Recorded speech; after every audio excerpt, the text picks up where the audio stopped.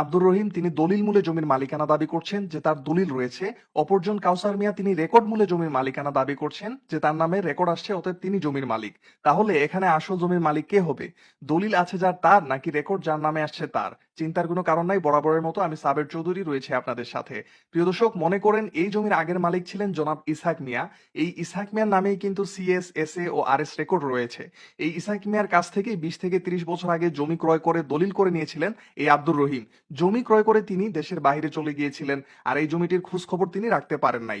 অপরদিকে যখন নতুন জরিপ বিএস রেকর্ড শুরু হয়ে গেল, তখন তার অনুপস্থিতির সুযোগ নিয়ে পাশের জমি বা বাড়ির মালিক কাউসার মিয়া বা ধরেন অন্য যে কেউই, যিনি এখানে বিভিন্ন ফল ফসল সবজি চাষাবাদ করত বা ক্ষমতার জোরে তিনি তার নামটি রেকর্ডে উঠিয়ে নিলেন যে সে রেকর্ড মূলে মালিক। দেখেন, একটা কথা স্পষ্ট করে বলে দেই, শুধুমাত্র একটি খতিয়ান বা রেকর্ড মূলে কেউ জমির মালিকানা দাবি করতে পারবে না।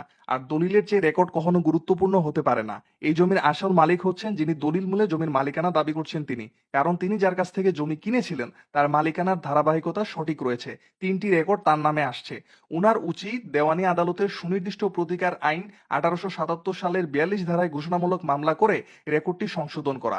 আশা করি সবাই বুঝতে পারছেন। প্রিয় দর্শক, ভিডিওটি শেয়ার করে দিবেন এই জন্য যে কারণ অনেকেই জানে না একটি জমির মালিকানা একজন দলিল মূলে ও আরেকজন